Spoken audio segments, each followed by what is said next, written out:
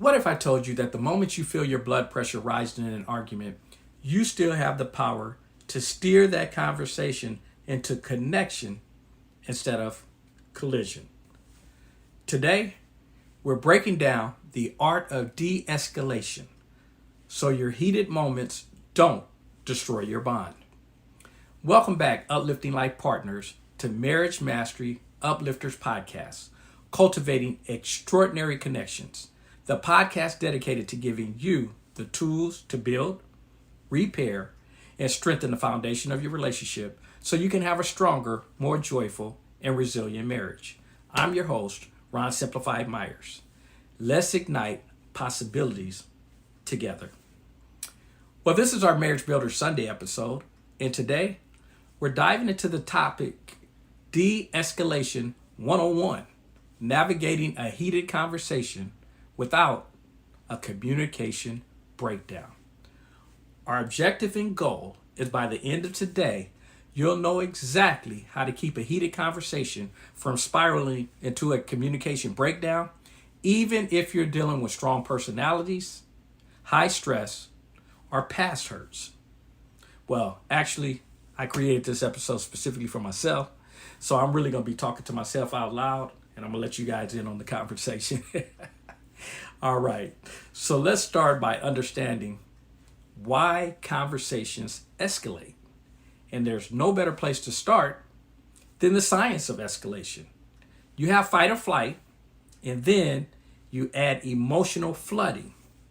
See, when conflict rises, your body reacts like you're being chased by a bear. Adrenaline rush, fast heartbeat, narrowed focus. That's fight or flight. And then you add some emotional flooding, and it makes it hard to think rationally. Here's an example. You're having a normal conversation with your spouse. Everything seems to be going well. Next thing you know, your heart's pounding like you're being chased by a bear. You're not running for your life, or are you?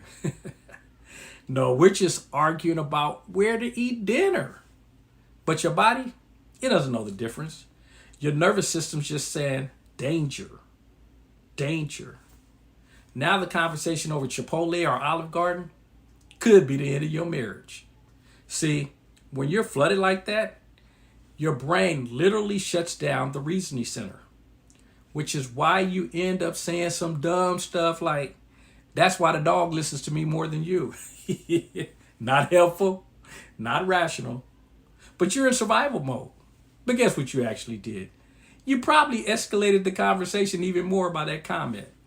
But anyway, that example, it leads us to understanding the role of tone, body language, and word choice. Because communication, it isn't just words. The tone, the body language, and the word choice, they set the emotional temperature. Realize, tone is everything. You can say, can you pass me the remote? A couple different ways. One way, pretty smooth. Babe, can you pass me the remote? The other way, can you pass me the remote? Now you just started World War III. And the body language. Oh, that'll get you in trouble so quick. Have you ever just kind of rolled your eyes mid-argument? I hope that's what I just did. Where you're lost at that point.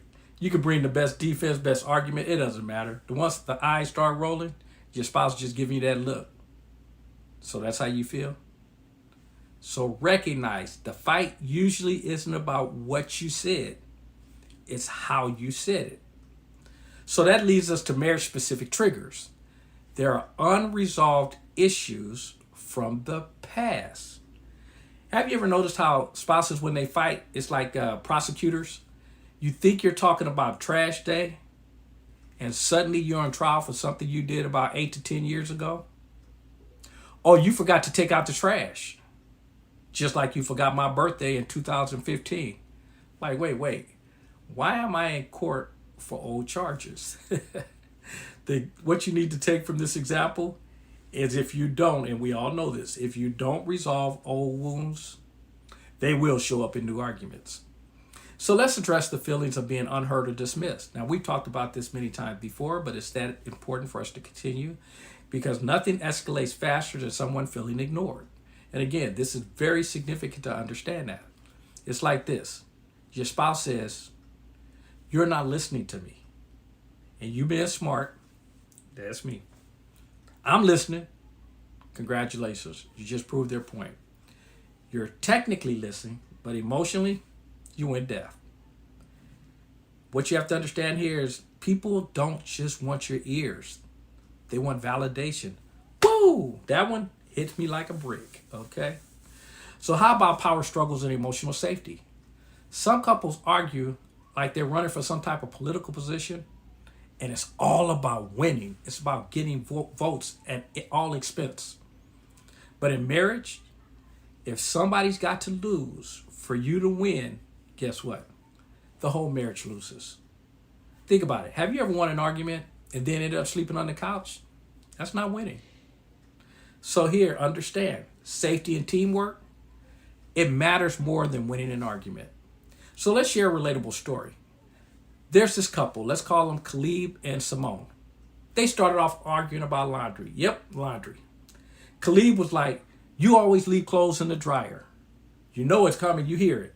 Simone, "Well, you never fold them anyway." Boom. There, yelling starts, doors slamming, neighbors thinking we got a reality TV show going on next door.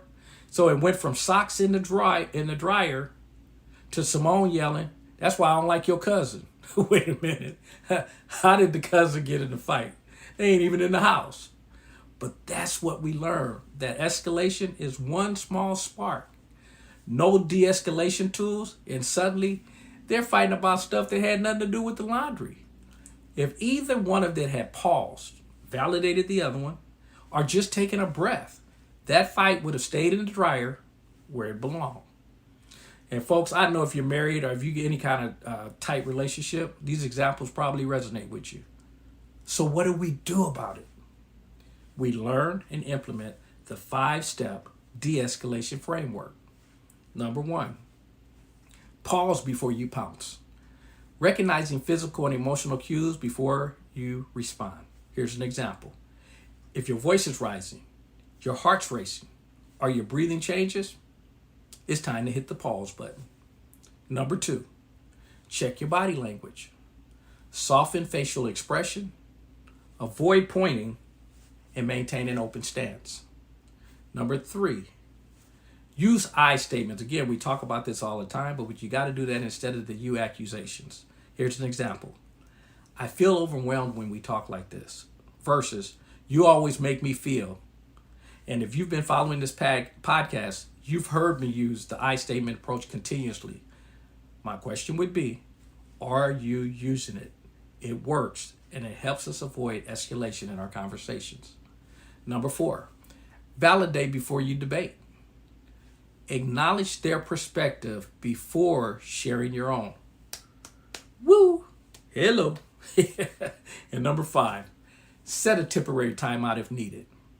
So now that we've had the 5-step de-escalation framework down, we need to know how to respectfully pause and then resume the conversation. So let's go ahead and let's play this out. I'm going to show you what a heated conversation looks like in escalation. That's the word, escalation mode versus de-escalation mode. Now, I know some of you immediately going to say, "Ron was outside our window last night." I'm watching. All right, so let's talk about the escalation mode. This is the wrong approach. Here's the scenario. Khalid comes home late from work again. His wife says something, so of course he's defensive. What's the big deal? "I was only 30 minutes late." Woo! You know that's going to cause some snapping. "Well, you always do this. You don't care about me or this family." And of course, Khalid, being sarcastic, "Oh, so now I don't care. That's funny, because I'm out here working to pay for the Netflix subscription you binge watch every night." Oh, there go the rolling eyes. Simone says, "Yeah. Well, maybe if you actually came home, we could watch it together." So Khalid, he's going to reach for the low blow. Whatever. And again, that's why the dog loves me more than you. Let's see what just happened there. It started with being late, and now we're talking about who the dog loves more. This is how escalation works. It goes from 0 to petty real fast.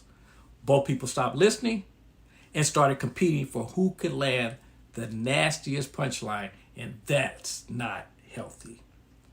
So what does this scenario look like in de-escalation mode? The right way, using the 5 steps. Number 1, pause before you pounce. So now that she said something to him, Khalid, this time he takes a deep breath, a calmer tone. He says, hold on.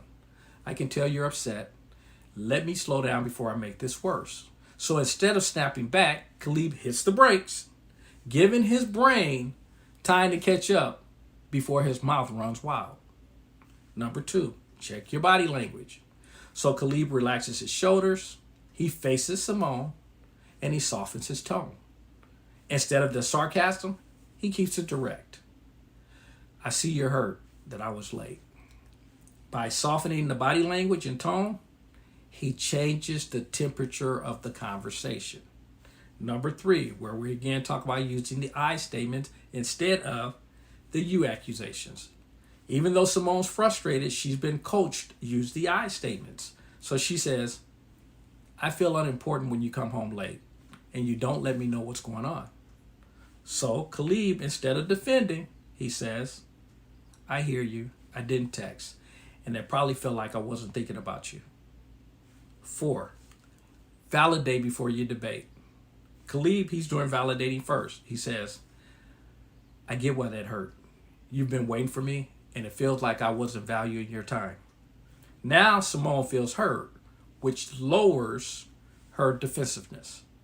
We says number 5, set a temporary timeout if needed. So Khalid's been proactive here. He says, can we pause this for a few minutes while I get settled and then talk about how we can handle this better?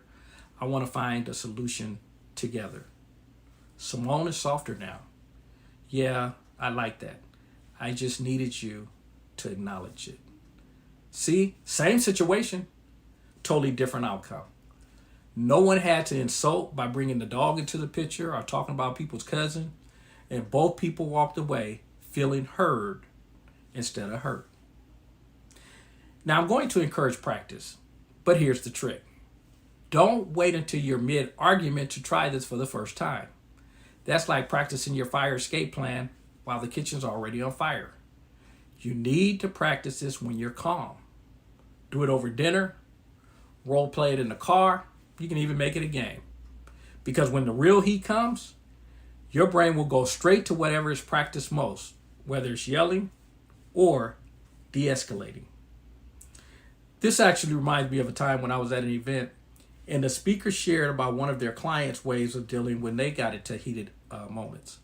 While in the middle of their heated conversation, they agreed that the first one that came to their senses would take off all their clothes and, of course, be standing there in their birthday suit. Their belief was, how could they fight if your partner is standing there in that position? All I can say is, whatever works for you. So I will emphasize again, couples should practice this like a fire drill. Except instead of stop, drop, and roll, it's pause, breathe, and validate. So next time your spouse comes in hot, don't fight fire with fire. Unless you want to turn your living room into some kind of SmackDown edition, what is that, WWE or something like that. So anyway, next area we want to cover is common mistakes to avoid. One would be using sarcasm or humor at the wrong moment. Yep, that's me. 2 would be bringing in unrelated past issues. Or 3, using the silent treatment as a weapon. Avoid those. So as we close out today's episode, let's do a brief recap of the 5-step de-escalation framework. Number 1, pause before you pounce. Number 2, check your body language. Number 3, use I statements instead of the you accusations. Number 4, validate before you debate. And 5, set a temporary timeout if needed. So here's my challenge for you. This week, when tension starts to rise, try these steps before letting the conversation run away from you. Then tell us how it went. Message us on our new Facebook Marriage Mastery Uplifters podcast page. We designed it just for these reasons. But look for this episode, the De-escalation 101, navigating a heated conversation without a communication breakdown, and that's if your comment relates to this particular episode. So I want to close out here with a reminder. A strong marriage isn't one without disagreements. It's one where those disagreements lead to understanding instead of distance. So we'll be back next week for another Marriage Builder Sunday episode. Until then, keep building, keep loving, and keep mastering your marriage one intentional step at a time. And again, as a reminder, we just created the Marriage Mastery Uplifters podcast, which I just mentioned, the Facebook page, where you can communicate with us in a much more personal way. We want to hear from you directly, and we'll be sharing behind the scenes content, asking for your thoughts on upcoming episode topics, and even answering some of your questions. So now's not the time to play shy. Introduce yourself in the comments section. Tell us what you're hoping to get out of this community and what you desire to see us talk about. Your input is what makes this podcast so special. And we can't wait to start the conversation with you. So if there's particular episodes you want to talk about, look for the post for that episode and comment there. It'll make it a cleaner transition as far as us having to be able to communicate you on that topic. If not, you can comment pretty much anywhere on the page and we'll see it. So for more exclusive training, deeper dives, behind the scenes content, our books, our video series, and the Simplified Uplifters apparel, which is our online clothing store, make sure you download the Simplify You app today. It's your one-stop shop for all of our resources. Located inside of the Google Play or the Apple Store, or visit the website, simplifieduplifters.net, which is a duplication of the app. All this information will be in the bio of the show. And if you found value in today's episode, we would also appreciate you sharing this and the podcast itself with those that you know need to hear this message.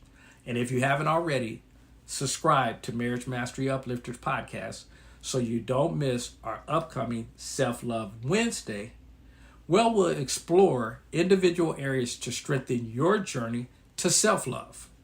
So thanks again for joining me on this transformative Marriage Builder Sunday. Until next time, nurture your soul, protect your energy, be kind to yourself, and build the marriage of your dreams. Most important, remember your power. You are extraordinary.